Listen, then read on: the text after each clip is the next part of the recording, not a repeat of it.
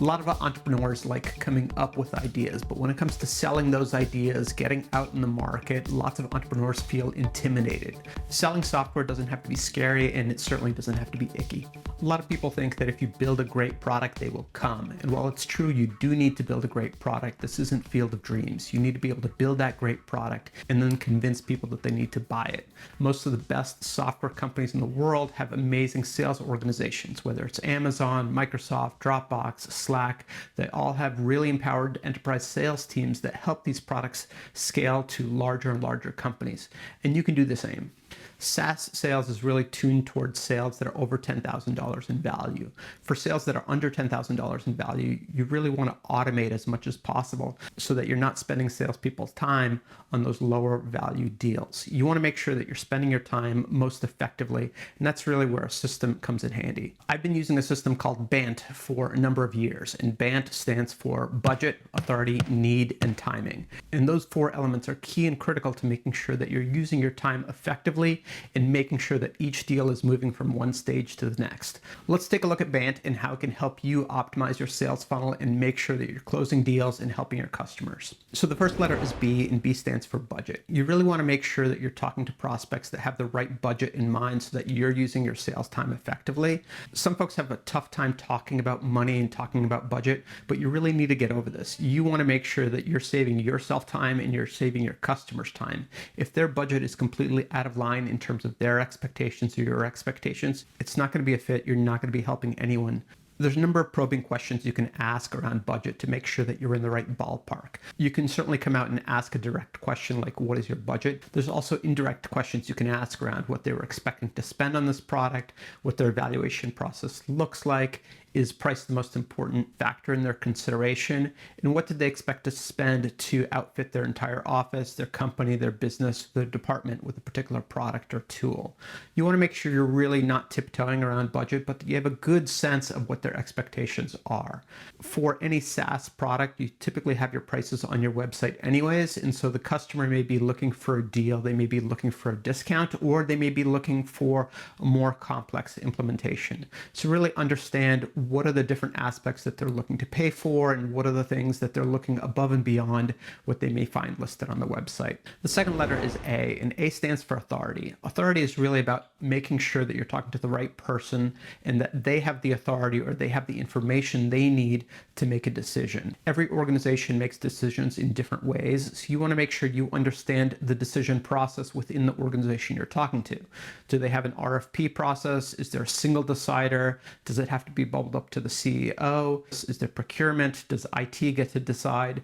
You want to make sure you're asking the questions to really understand the authority within an organization that you're talking to. Who has the authority and what is the information that they need to make an effective decision? There's lots of probing questions you can ask around authority, but you want to make sure you're not offending the person you're talking to. At the end of the day, they have authority as well to decide to bubble you up to the next person or not. You don't want to say, do you have any juice at this company, or should I just talk to your boss?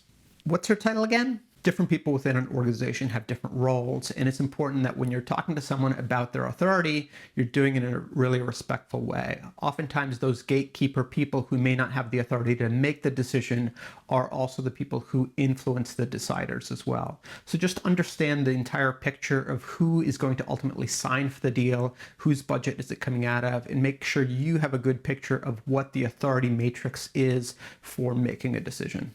The next letter in BANT is N, and N stands for need. Do they have a need or do they have a want? Needs get bought, wants get punted. And so you want to make sure you really understand what is the exact need, why are they looking at your product or service, and what is the precipitating forcing function that's helping them make that decision. Is this a nice to have? Is this an optimization? Is this going to save them time? Is this going to save them money? Is this something that they're exploring and curious about?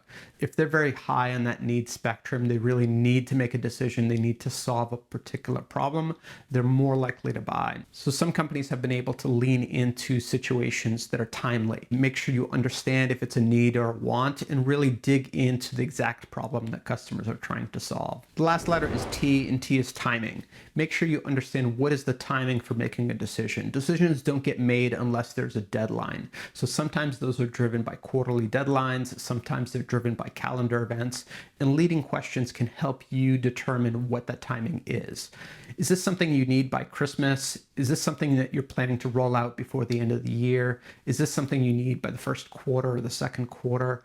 Those types of questions can really get your customers thinking about the timing of implementation and what is the rollout strategy, not just what is the buying strategy. When you have all four, B.A.N.T, you're much more likely to have a prospective deal. And I found it incredibly effective for both buying and selling software and buying and selling services. Personally hate salespeople who come across as a used car salesman, really trying to push people into making a purchasing decision. If you're feeling icky about sales, you're going about it the wrong way.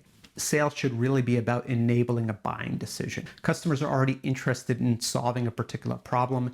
If your sales strategy is really about understanding that problem and helping them through to a solution, you're going to be much more effective and come across much less disingenuous. When you're helping and aligned with your customers, you're going to see a lot more success. I've used BANT as a really easy way to remember the things that are important to myself as a business owner, and also those things that are important to a customer to keep a deal moving along and making sure that the decision is effective and timely. If you're making sure that every single deal that you work through your pipeline has those four elements of budget, authority, need, and timing, you're much more likely to get positive results and have a huge impact on your bottom line. I'm Greg Raiz. I talk about entrepreneurship, technology, and design. If you like this, leave a comment. Thanks so much. I'll catch you in the next one.